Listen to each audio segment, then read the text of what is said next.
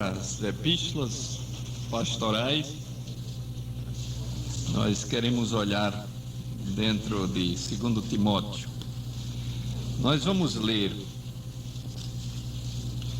um trecho, aí vamos uma mensagem que eu chamo mensagem pulga, que pula daqui, pula ali, pula acolá. Mas então nós vamos ler o terceiro capítulo de 2 Timóteo até o versículo 14, inclusive.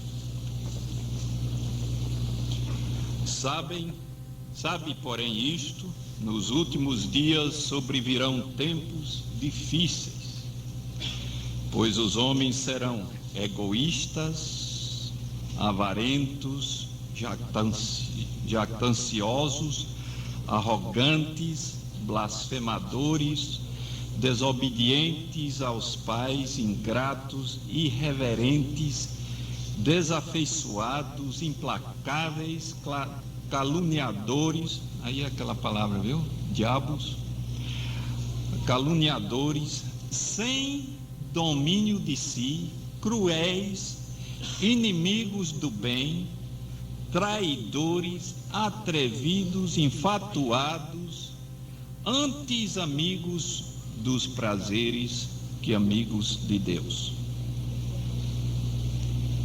Tudo isso de ruim. E como cobertura, tendo forma de piedade, negando-lhe, entretanto, o poder. Foge também destes. Pois entre estes se encontram os que penetram sorrateiramente nas casas e conseguem cativar mulherinhas sobrecarregadas de pecados, conduzidas de várias paixões, que aprendem sempre e jamais podem chegar ao conhecimento da verdade. E do modo porque Janes e Jambres resistiram a Moisés, também estes resistem à verdade.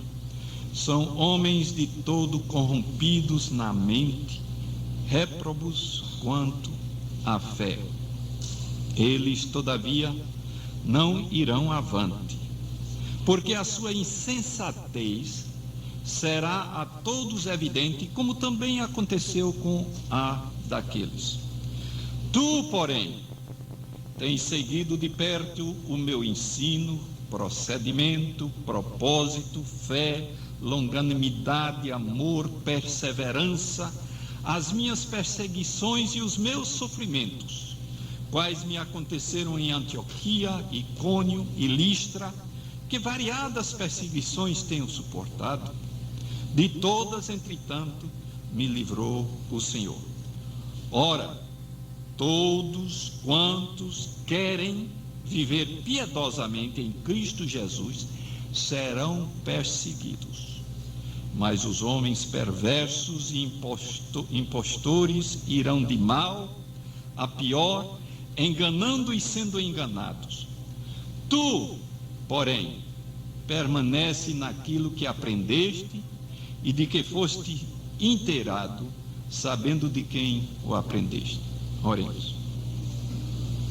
Novamente, eterno Pai, chegamos ao teu trono de graça, necessitando continuamente do teu Espírito, e rogamos, ó Deus, que hoje à noite possa nos instruir pela tua palavra e que possamos ver na tua palavra aquilo que é de importância para ti e deve ser para nós.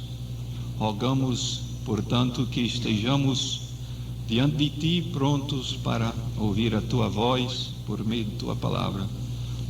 Pedimos no nome de Jesus. Amém. Nesta dispensação, a dispensação é chamada a dispensação da graça, a dispensação do Espírito, é chamado também a dispensação da igreja. Sendo chamado dispensação da igreja, nós sabemos que então a importância da igreja. Não existe coisa mais importante nessa dispensação do que a igreja. O Senhor Jesus prometeu, o Senhor Jesus falou da igreja e que ele edificaria a igreja. Começou no dia de Pentecostes e terminará no arrebatamento. E nós vemos da importância da igreja e desde o início esta importância e deve ser para nós hoje. Agora, quando se trata disso, nós estamos como tema principal aí, o preparo e envio de obreiros. Dentro desse preparo deve haver a preocupação da pureza da igreja, sendo a coisa mais importante. E essa preocupação da pureza da igreja é evidente, desde o Senhor Jesus Cristo até em cada parte o apóstolo Paulo e outras partes nós vemos dentro das Escrituras. Em quase todas as cartas escritas encontramos a advertência sobre a igreja e sobre o mal e a perversão que entra na igreja.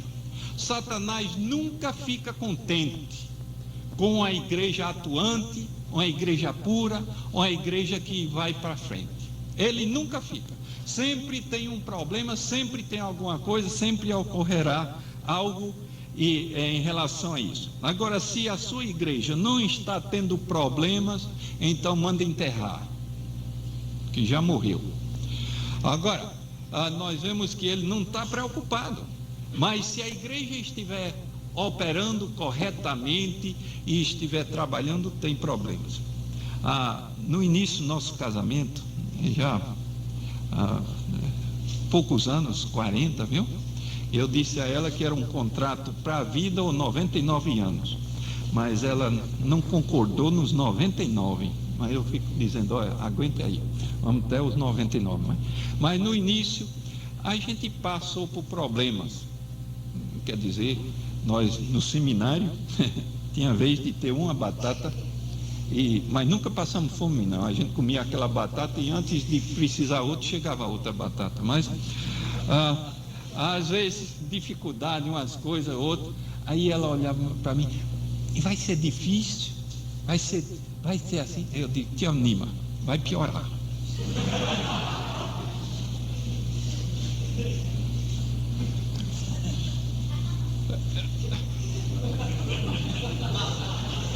Rapaz, não ia dizer não, mas sempre tem um português por perto.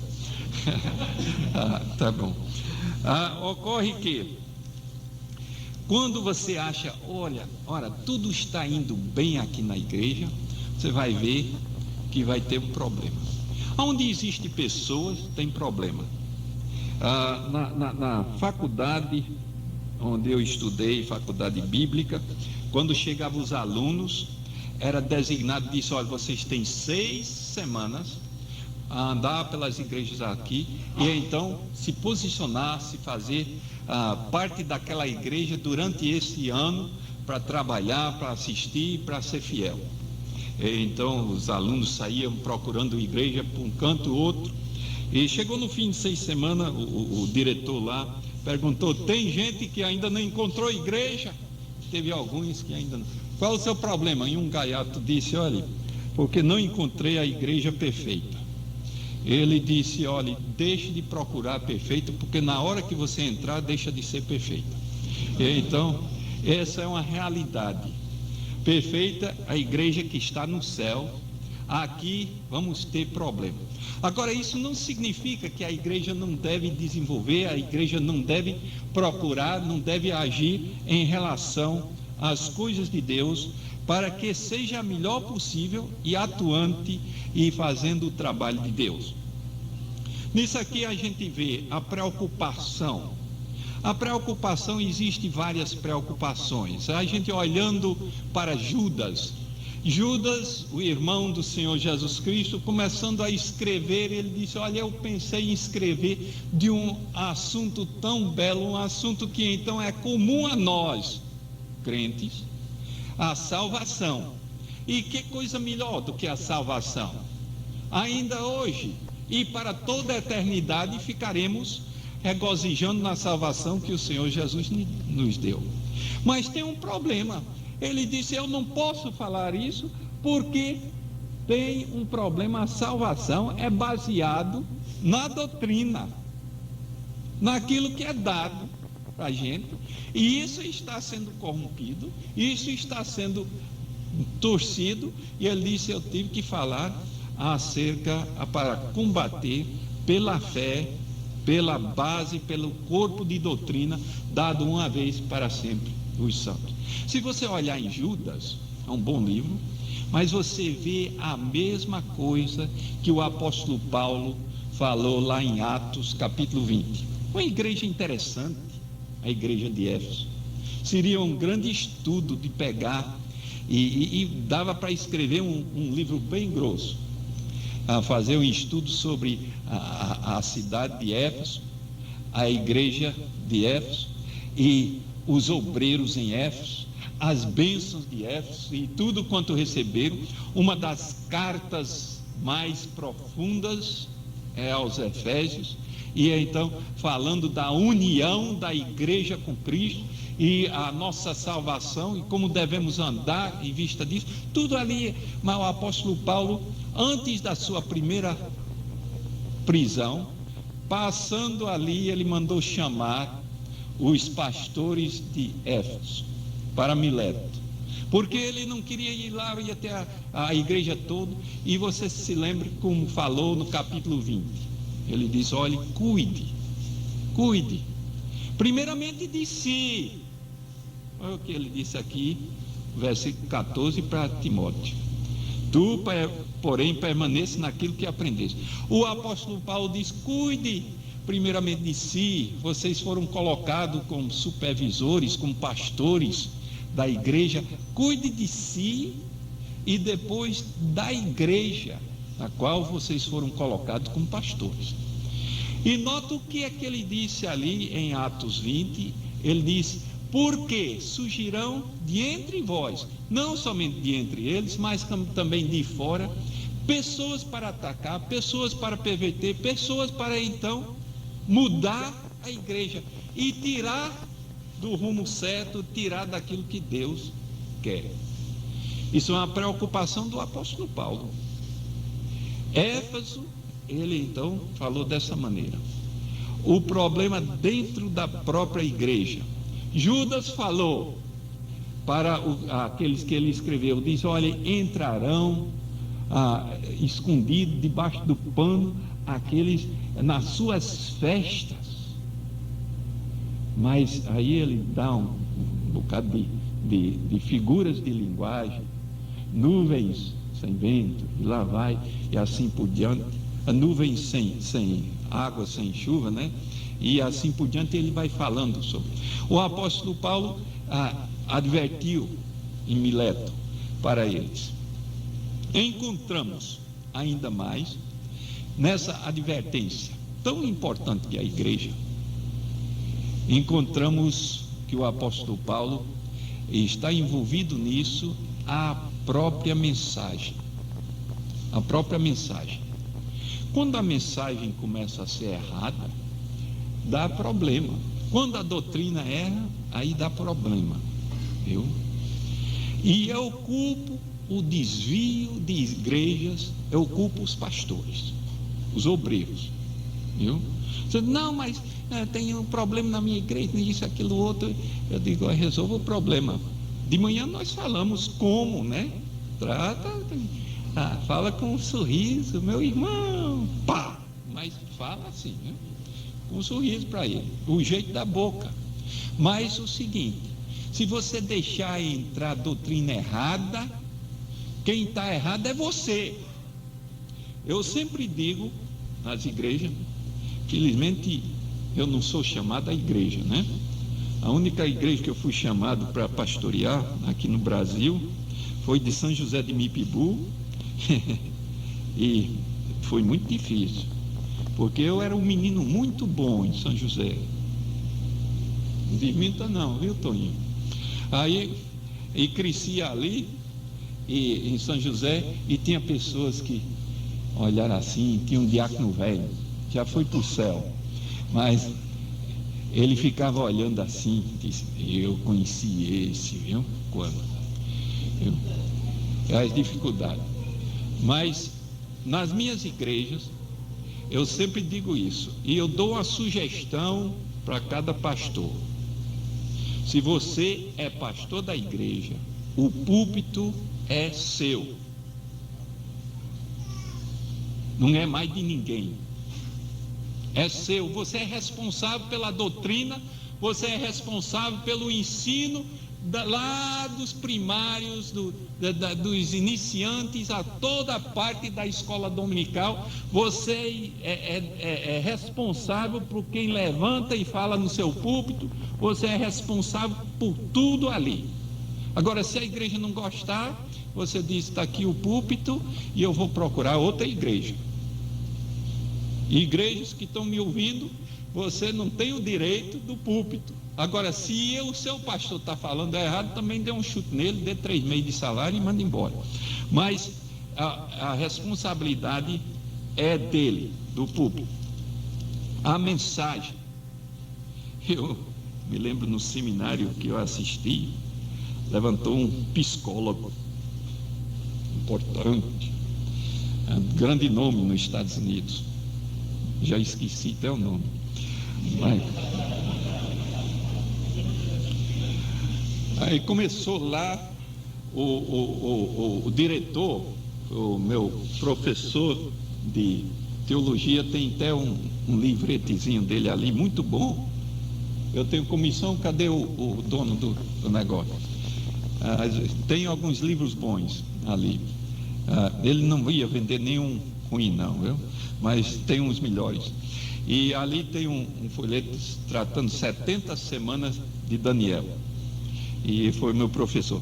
Ele era um velhinho baixo, sentava ali onde está Lelo, desculpe, pastor Aureliano, e estava sentado ali, dignidade de pastor, viu? E estava sentado ali, um velhinho meio maguinho, bigodinho branco, mas de qualquer maneira. E esse psicólogo começou lá, e tal. Tinha uns 170 homens estudando para o ministério. E o camarada lá, falando, etc. Eu me lembro, o velhinho levantou ali e disse: olha, pare. Todo mundo ficou assim.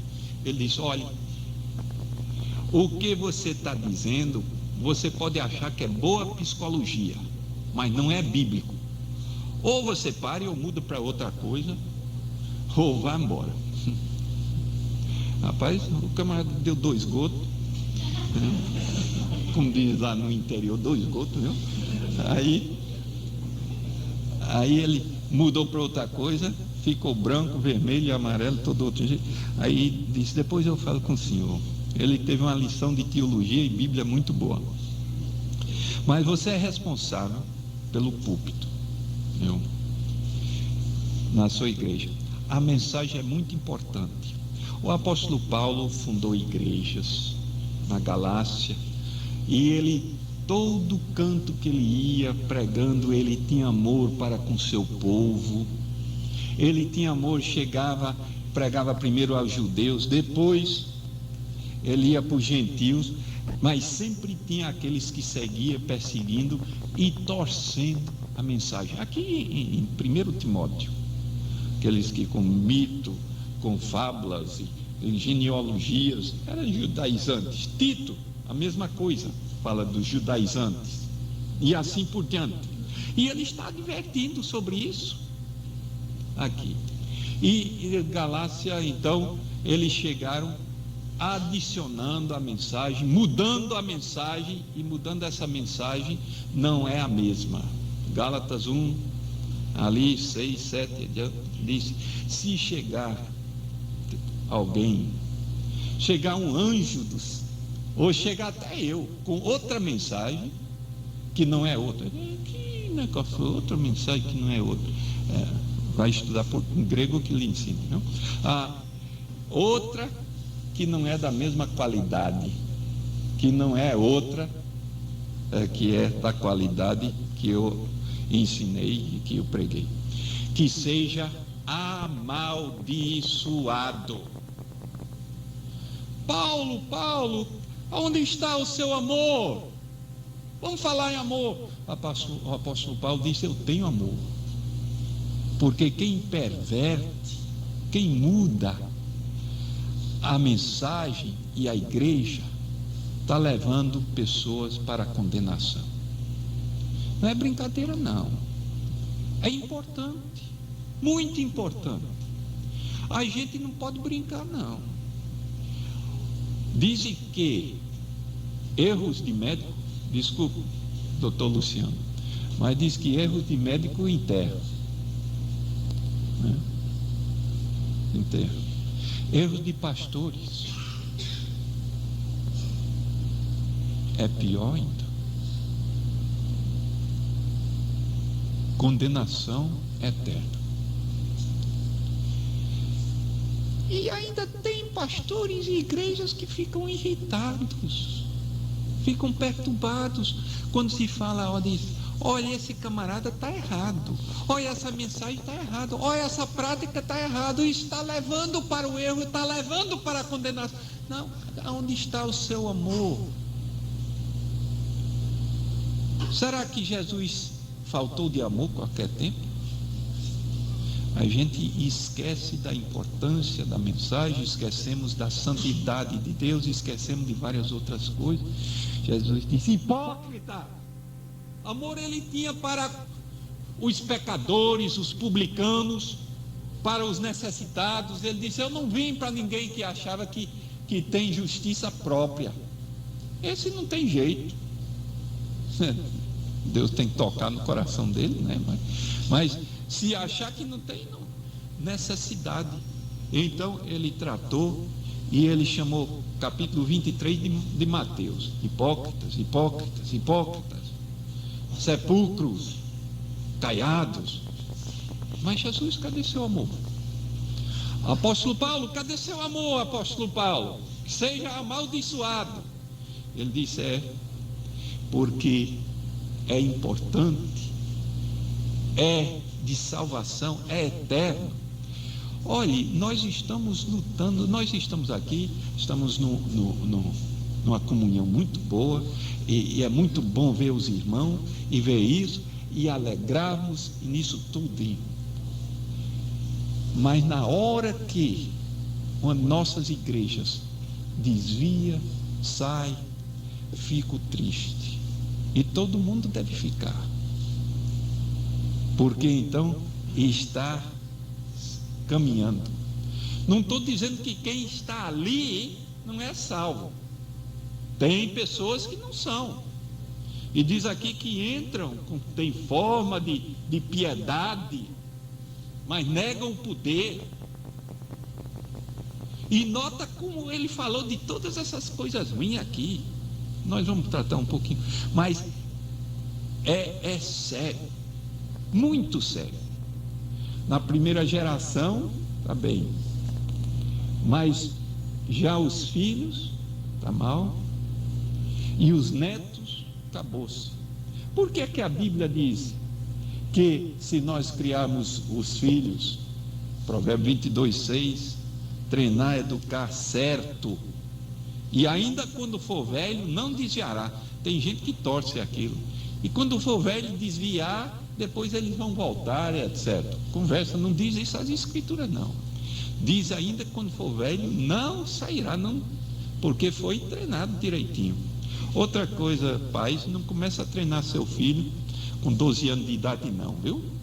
Quando você trouxer da maternidade, já vá começando a instruir, viu? Desde início de pequeno, dentro da capacidade dele. Eu fico até achando graça em certos lares, quando a criança está dominando tudo, controla tudo. É triste. Pastor,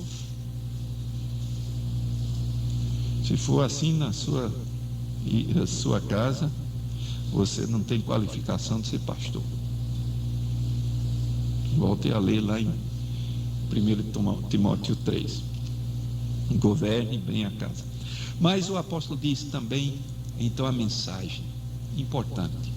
A mensagem desvia, quando desvia a mensagem, então ocorre que é para condenação.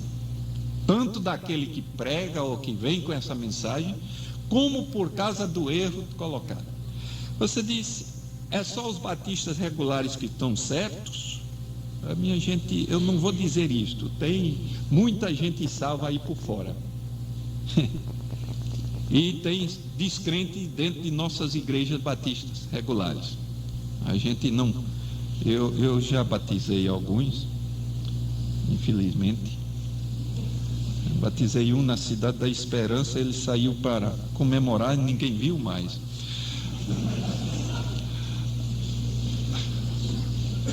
Ele deu todas as respostas certas, viu? Mas ocorre o seguinte: existe crentes na Assembleia de Deus? Existe, apesar da doutrina errada, mas tem mais probabilidade de descrentes lá do que no meio batista regular. Você diz por quê? Por causa da doutrina mesmo, minha gente. Qualquer doutrina que tem a ideia, crê no Senhor Jesus Cristo e esse "e" bota a perder tudo. Ou crê no Senhor Jesus Cristo, mas tudo isso bota a perder, viu? E tem muita gente nessa base. Tem muita gente nessa base. Agora, tem uns que, apesar da doutrina, eles estão confiando no Senhor Jesus Cristo. E são irmãos nossos. Embora alguns eu chamo de primo, mas são irmãos nossos. Agora, isso é importante. Doutrina, a mensagem, viu? E ele diz batalhar, né, minha sócia? Pela fé dada uma vez, quer dizer, a doutrina que é dada, isto é importante. Doutrina errada produz igreja errada, produz prática errada e assim por diante. Mas aqui eu quero mostrar mais uma outra coisa. Olha, aqui diz no capítulo 3, nós lemos nos últimos dias. Os últimos dias são os dias da igreja, mas tempos difíceis, esses tempos estão conosco já lá em 1 Timóteo capítulo 4, ele falou de pessoas como era, que nos últimos tempos apostatarão da fé, da doutrina, daquilo que foi dado uma vez para sempre, por obedecerem espíritos enganadores, ensino de demônios, hipocrisia dos que falam mentiras, levantam, usam as mesmas palavras que a gente usa, mas são mentiras, tem outros sentidos, outras coisas, e o crente desavisado fica, ele tem uma palavra tão bonita, tão bela, tal. Ele fala de justificação, mas o que ele fala de justificação não é que a Bíblia fala de justificação, e pouco a pouco vai minando a fé e acabou-se a igreja foi embora. Mas além disso, chegando, proibindo o casamento, esse aí está mal, né? A igreja católica proíbe o casamento de alguns, e proibindo casamento, o celibato. Celibato. Não, lá no cantão deles copiava as escrituras, chegou um monge novo e foi copiar escrituras. Aí ele começou a perguntar, mas rapaz, como é que sabemos que estamos copiando certo e correto? Aí ele foi por mais velho e disse, como é? Ele disse, tem a cópia, a mestre, que a gente então vai. Mas ele disse, vá, e eu vou olhar. E ele entrou lá e escondeu-se e ficou lá. E esperaram para ver. Aí finalmente abriram a porta e entraram. Quando entraram, encontraram o monge velho lá chorando. Disse, que é isso? Ele disse, eu pensei que era celibato a palavra, mas é celebração. E ele tinha passado a vida toda no celibato. Mas então, rapaz, tem um bocado de português aqui. Mas ali então nós vemos que as pessoas apostatarão da fé e saem proibindo o casamento e assim por diante. Já nós encontramos, diz, olhe, vem essas pessoas, diz também ali que há pessoas que querem que vem e dá o agrado ao ouvido, aquela coceirazinha, ouvir só aquilo que satisfaz. Isso é atual. Mas nota, aqui no capítulo 3, ele diz, olhe, o tipo de pessoas que são. Pois os homens serão egoístas. Essa palavra egoísta, que é ensinado nas universidades, é ensinado em todo canto, é humanismo. Olhe para dentro de si, e etc, e assim por diante. E todas essas coisas, e a gente vê isso tudinho, e como diz aqui no fim, com aquele verniz de uma falsa piedade, tendo forma de piedade, mas não tem nada, negando o poder. Foge desses. Agora, dentre isso aqui, nós encontramos várias coisas. Eu não vou ler isso tudo, você pode ler, mas tem uma coisa que me veio à atenção. Antes amigos dos prazeres que amigos de Deus. As nossas igrejas, tomara que não seja, mas tem igrejas que quer o entretenimento em vez da palavra. Tem igrejas, fulano hoje então vai levantar e vai nos trazer uma música especial, o entretenimento, a maneira de então o que satisfazer e assim por diante.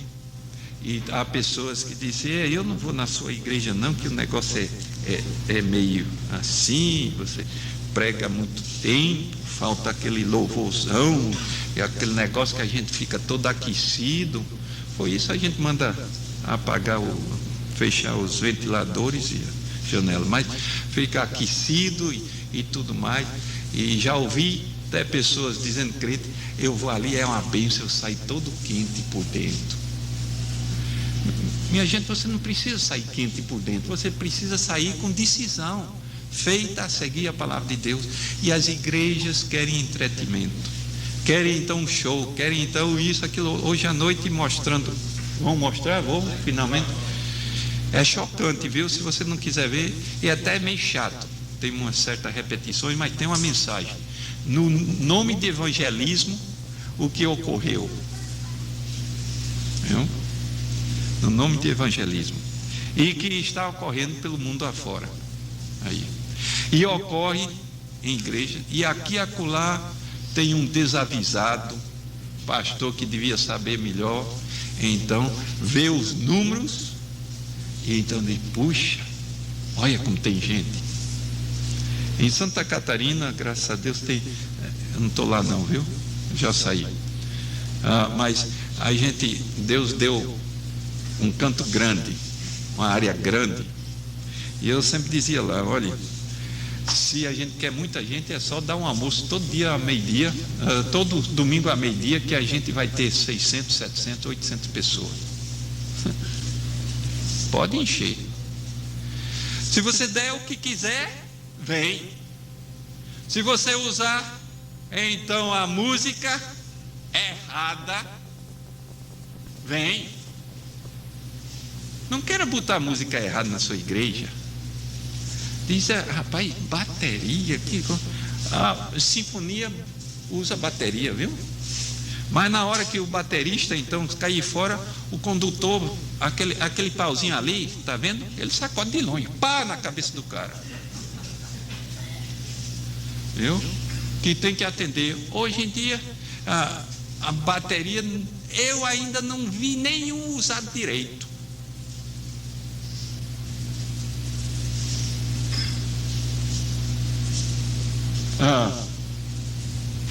Violão pode ser usado correto, pode ser usado errado.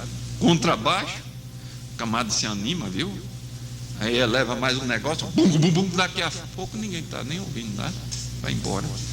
E assim por diante, você pode pegar qualquer instrumento e fazer mal. O instrumento não é o problema é a carnalidade.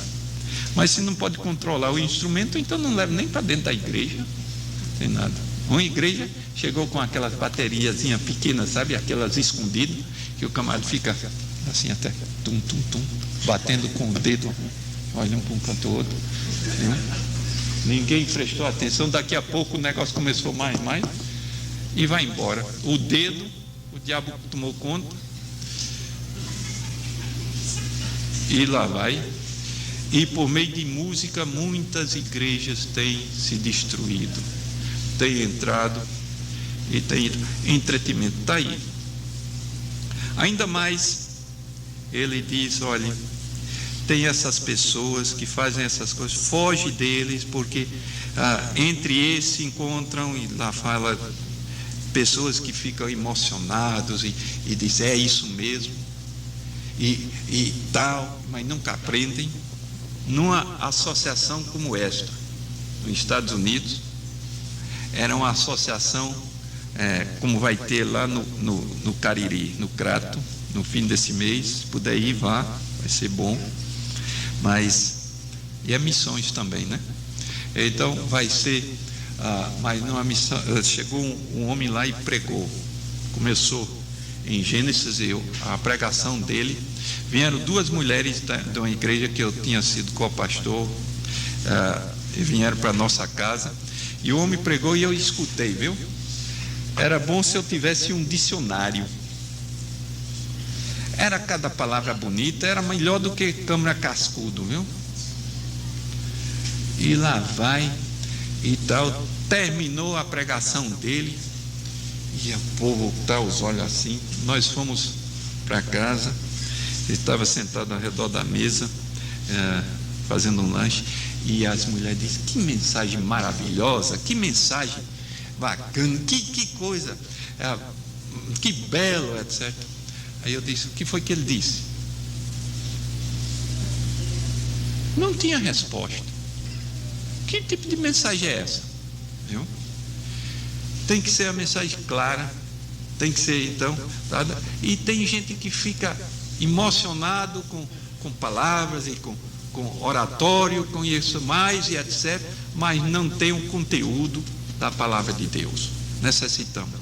E ele disse: olha, tinha até esses dois camaradas que era lá do faraó, Janes e Jambres, e Moisés fazia um milagre, e eles, está aqui outro, fazia um milagre, e foram fazendo os milagres que também, mas resistindo à verdade. O diabo também faz milagres. O diabo também faz milagres, até certo ponto. Finalmente, quando Moisés fez outro, ele disse: não. Ele disse: isso aí é o dedo de Deus. Eles não puderam ir mais do que isso, esses Janes e Jambres, viu? Mas eles foram, que tipo de pessoas? Homens corrompidos na mente, não pensam direito, a mente totalmente fora, réprobos quanto à doutrina, à fé, o que é dado.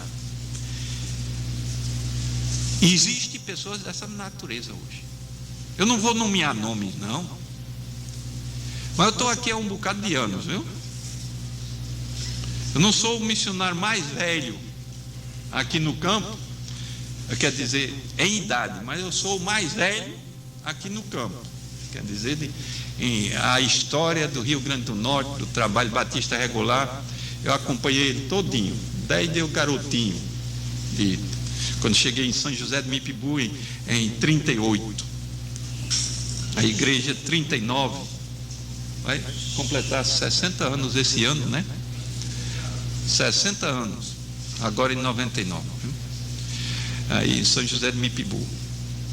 E então a história das igrejas pelo interior, por isso, aquilo, ainda tem gente, nós estamos aqui há tantos anos e tão poucas igrejas. Levanta os olhos, meu filho, quantas igrejas nós temos agora no campo? E se não temos mais, por que não temos? Cheguei em Natal em 63, tinha uma igreja. Quantos tem agora em Natal? Eu não contei não, viu? Mas deve ter 10 ou 11. e perdemos duas igrejas, né? E assim por diante. Mas o campo a gente vê isso, e eu podia dar nomes. Pessoas que então tinha forma, tinha isso, tinha aquilo outro, mas finalmente é visto o que são. Talvez alguns de vocês podiam dar nomes, mas a gente deve estar advertido antes para não chegar a perder, não chegar a pessoas serem condenadas pelo falso ensino e por aquilo outro. E quando alguém levanta e diz, você está errado, ficam todo trombudo, e outros dizem, mas fulano não tem amor. Mas está errado, olha aqui. Olha aqui. Se não seguir a doutrina, está errado. Se não seguir a prática correta, se deixar o mundo entrar na sua igreja, a sua igreja vai ser mundana e vai desaparecer. Eu dei até uma ilustração a um amigo aí sobre mundanismo que eu ouvi em 57, que uma ilustração e ficou na minha mente, que a igreja é como vamos dizer, uma garrafa tampada em cima no mar, que então por causa do vento do ar dentro, e está tampada, está boiando e todo mundo vê, mas um buraquinho, e as ondas pegam, e então começa a entrar o mar, vai entrando, e aquela garrafa vai descendo, daqui a pouco tem só aquela coisinha, quando dá fé, está cheio, desapareceu. Muitas igrejas têm desaparecido por causa do mundanismo. O mundo entrou e então acabou-se a distinção. Nós somos um povo peculiar, especial de Deus, para Deus. E eu não entendo esse mundanismo entrando direto. É a moda. O que é que crente quer ver com moda? É a moda, é não sei o que, é isso, aquilo, outro. É um método contextualismo. Hoje nós estamos em tempos modernos, temos que modernizar. Você não tem que modernizar nada, você tem que seguir as escrituras, o que diz a Bíblia, e seguir a Deus. Isso é um livro eterno, foi dado naquele tempo e é para hoje. E ele diz, aquele que ama o mundo não ama a Deus, se torna inimigo de Deus. Então essas pessoas finalmente não irão avante, a sua insensatez será todos evidente, como também aconteceu com o daqueles. Mas irmão, e com isso vou terminar, ele diz, tu porém tens seguido de perto 9 coisas do apóstolo Paulo: o ensino, a maneira de agir, procedimento, o alvo, propósito, igrejas. Eu quero apresentar uma igreja santa, uma igreja pura a Cristo. Esse é o propósito do apóstolo Paulo, viu? Propósito, fé, a doutrina dele, a confiança na palavra de Deus, longanimidade, não se irá com as pessoas, mas poder tratar com paciência com eles, amor, fazer o que é certo, perseverança, que é outra palavra para paciência, continuar. Você sabe que isso é uma das coisas que falta mais em nossas igrejas: constância, perseverança. O crente inconstante é o crente infiel. O crente que diz, eu vou fazer isso, começa como foguete, aí acaba e volta, puf, para o mesmo canto onde estava. Esse ano, 1999, eu vou ser crente bom, eu vou ler a minha Bíblia todinho esse ano. Começa bem, chega no capítulo 5 de Gênesis, começa a genealogia, ele parou todinho, já logo no capítulo 5. Ou se foi mais para frente, chegou em Números, chegou em outros cantos e parou. Outras coisas dessa natureza. Pastor também não pode um crente inconstante como oficial da igreja para ver se ele vai ser constante. É um grande erro. É um grande erro. Você não vai mudar ninguém por dar emprego ou posição a eles dentro da igreja. E então o apóstolo diz: olha a perseverança, as perseguições que ele sofreu, e ele mencionou aquelas especialmente ali, Antioquia, Icônio e a cidade de Timóteo, Listra. E quantas que tenham suportado, mas o Senhor livrou. E aqueles, meus irmãos, se você não está sendo perseguido de alguma maneira ou outra, talvez não está vivendo piedosamente. Vamos cuidar da doutrina. A igreja, o obreiro é chamado para estabelecer igrejas, para então ver as igrejas ser puras, e isso é na base da doutrina. Eu acho que o coração do apóstolo Paulo ficava quebrantado. Ele disse: olha, com tudo isso quanto eu tenho sofrido, e ele dá em 2 Coríntios 11, o que mais pesa sobre mim é as igrejas. As igrejas. Eu acho que não existe, e o apóstolo Paulo sentiu isso, eu acho que não existe uma tristeza maior do que se ver uma igreja que era certa se desviar. Fui convidado para então ir a uma das igrejas que saiu do nosso meio. Gente boa, gente crente, gente chamada, tudo. Fui convidado para ir lá, para receber uma homenagem, meu pai que fundou a igreja.